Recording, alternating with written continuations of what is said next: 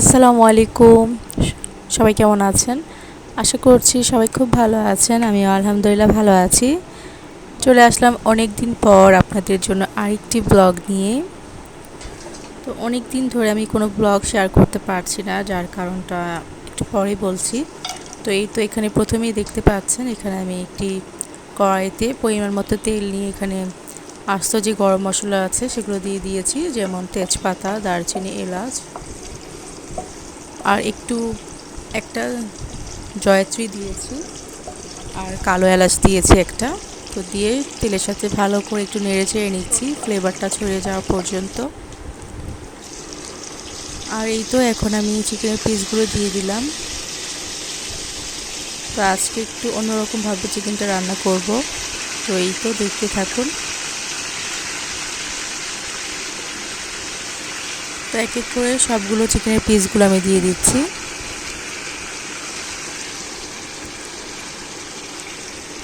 চিকেনটাকে হালকা করে একটু ভেজে নেব। তো ভেজে নিয়ে এটার মধ্যেই আমি যতগুলো আর কি যা যা মশলা দেওয়ার আছে সেগুলো দিয়ে দিব। তো এই যে আমি এখন নেড়ে চেড়ে চিকেনটা হালকা একটু ভেজে নিচ্ছি, দেখতেই পাচ্ছেন হালকা একটা আবরণ আসছে।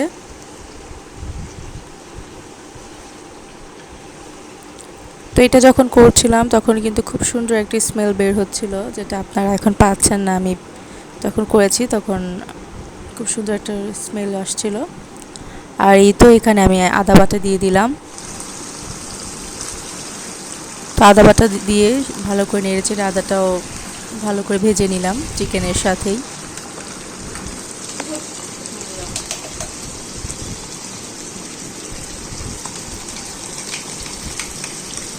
আর এই তো এখানে কিছু বাটা মশলা ছিল, তো সেগুলো দিয়ে দিলাম, যেমন পেঁয়াজ বাটা, তারপর হচ্ছে সামান্য পরিমাণ মরিচ বাটা দিয়েছি, টমেটো সস দিয়েছি। তো এগুলো দিয়ে দিলাম এখন।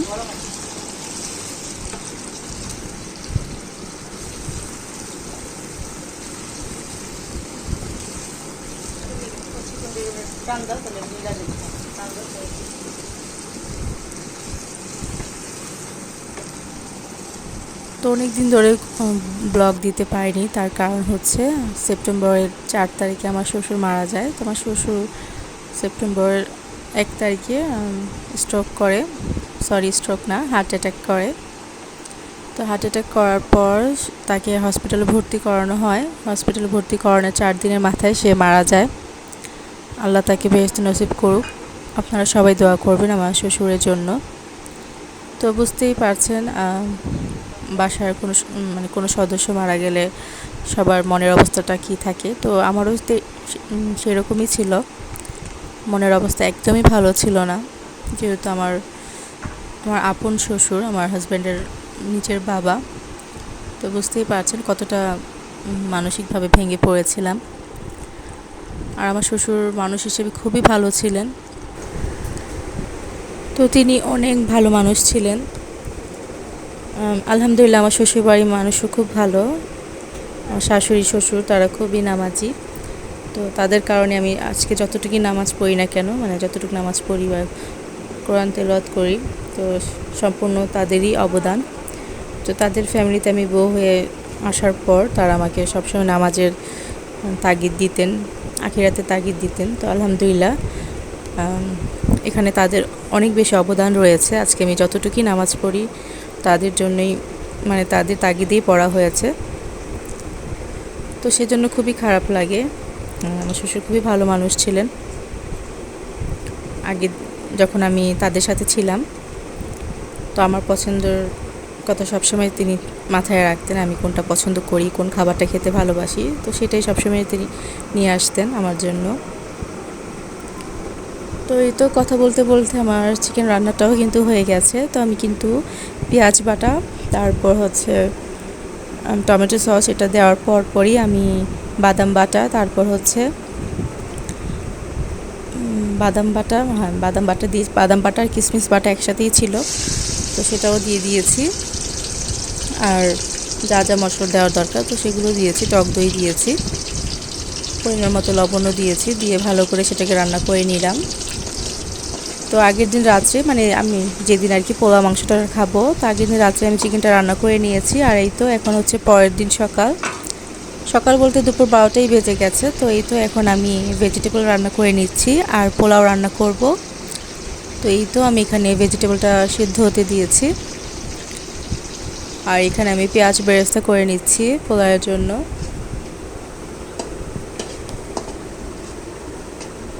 তো এই তো আমার বেরেস্তা করা হয়ে গেছে।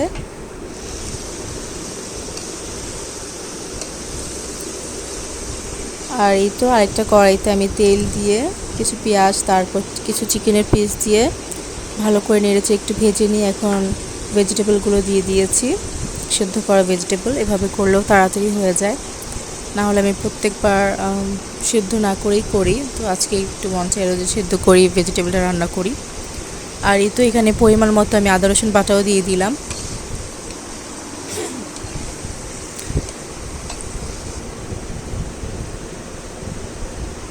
আর রাত্রে চিকেনে যেই বাদাম বাটা কিশমিশ বাটাটা দিয়েছিলাম সেখান থেকে কিছুটা রেখে দিয়েছিলাম ভেজিটেবলে দেওয়ার জন্য। তো এই তো আমি এখন ভেজিটেবলে দিয়ে দিলাম। তো আজকে ভেজিটেবলে ঘি দিব, বেশি পরিমাণে আর কি ঘিটা দেওয়া হবে। বিয়েবাড়ি ভেজিটেবলে অনেক বেশি ঘি দেওয়া হয়, ঘিয়ের একটা ঝোল পাওয়া যায়। আর পোলাওর সাথে কিন্তু বিয়েবাড়ি ভেজিটেবলটাই অনেক বেশি মজা হয়, মানে মজা লাগে খেতে। তো সেটাই রান্না ট্রাই করছি, দেখতেই থাকুন কেমন হচ্ছে। আর ভিডিওটা দেখে যদি আপনাদের ভালো লেগে থাকে তাহলে প্লিজ লাইক সাবস্ক্রাইব করে দিবেন। আর যদি আপনাদের কোনো মতামত থাকে তাহলে অবশ্যই কমেন্ট করে জানাবেন ভালো লাগলো কি না। ভুল ত্রুটি হলে অবশ্যই বলবেন, তাহলে আমি সেটা শুধরানোর চেষ্টা করব। আর এই তো এখন আমি গোলমরিচের গুঁড়ো দিয়ে দিলাম সামান্য পরিমাণ। আর এখানে ছোট এক প্যাকেট গুঁড়ো দুধ দিয়ে দিলাম, 10 টাকা দামের গুঁড়ো দুধের প্যাকেট, যেন ভেজিটেবলটা একটু আঠালো হয়। আর এই তো সয়া সস দিয়ে দিলাম, আর এখন টমেটো সসও দিয়ে দিচ্ছি।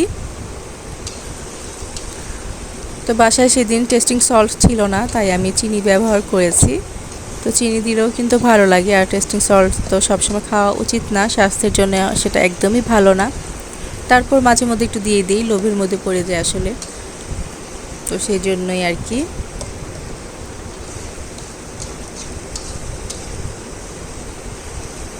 তো সব কিছু একসাথে দিয়ে একটু ভেজিটেবলটা একটু ভালো করে নেড়ে চেড়ে নিচ্ছিলাম তেলের মধ্যে। এখন আমি যতটুকু গ্রেভি চাই ততটুকু পানি দিব এখানে। এই তো পানি দিয়ে দিয়েছি, দেখতেই পাচ্ছেন একটা আঠালো ভাব কিন্তু চলে এসেছে।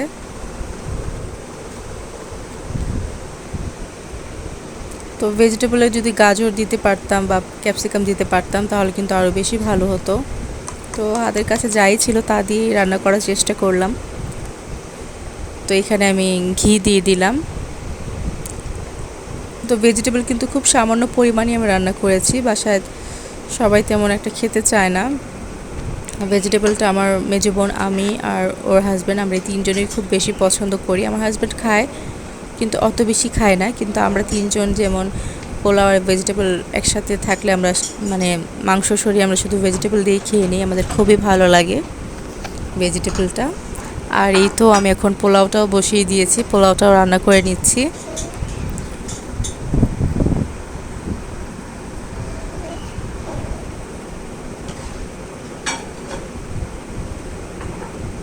তো আমি সবসময় যেভাবে পোলাওটা রান্না করি সেভাবেই রান্না করে নিচ্ছি। দেখতেই পেয়েছিলেন যে আমি পেঁয়াজটা বেরেস্তা করে নিয়েছি। তো পেঁয়াজ বেরেস্তা করে নিয়ে সেই কড়াইতেই আর কি, আমি কড়াইতে রান্না করেছি, বড় কড়াইতে। তো 1 কেজি চালের পোলাও রান্না করব। আমি যত পট চাল নিয়েছি তার ডাবল পট পানি দিয়েছি, যেমন এখানে 4 পট চাল আছে, তো আমি এখানে 8 পট পানি দিয়েছি। পানির মধ্যেই আমি লবণ, আদা রসুন বাটা দিয়েছি, গরম মশলা দিয়েছি, আস্ত গরম মশলা আর কি, দারচিনি, এলাচ, তারপর কালো এলাচ, এগুলো দিয়েছি। তো আমি পোলাওর মধ্যে তেজপাতা ইচ্ছে করিয়ে দিই না, দিতে ভালো লাগে না তাই দিই না। আর একটু সামান্য পরিমাণ লেবু চিপে দিলাম, দেখতেই পেয়েছেন।